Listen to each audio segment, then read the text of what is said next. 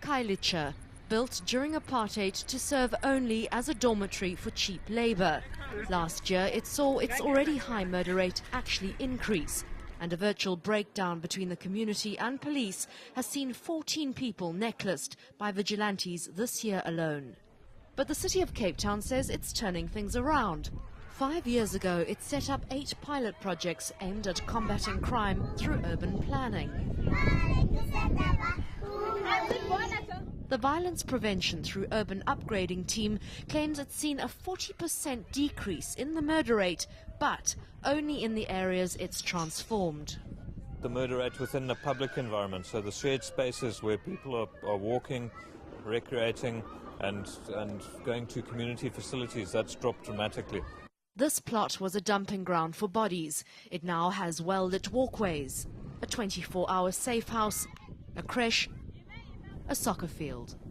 What you'll see with the public facilities and spaces which we've constructed here is that there are no fences.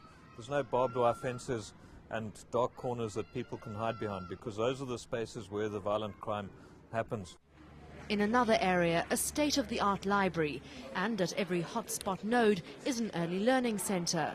Where there is no formal infrastructure, teachers are sent with milk and toys to these taps.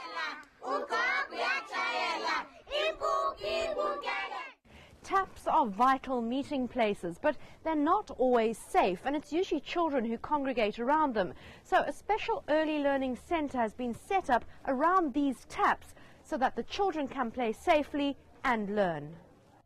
The project doesn't rely on policing, and it's had its successes, but convincing people it's not just a Democratic Alliance strategy is Khayelitsha's job. Why does the project work? The project works because the community is involved, and there's a community buy-in, the community identifies the processes, and there's a community ownership. Gavin Silber works in another part of Khayelitsha for an NGO that deals exclusively with the township's crime. Their offices have been burgled by armed robbers for the second time in a week. What we do need to see is more being done across Khayelitsha, and indeed across the country's informal settlements, to make communities safer. And I think government has to do far more in that area.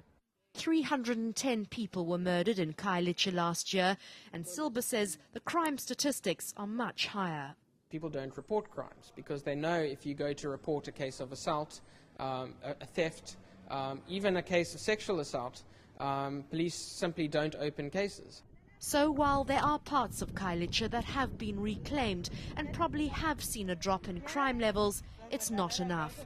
Its sheer size, the level of poverty and poor policing means this home to over 700,000 people will take years to shrug off its reputation as one of the country's crime capitals.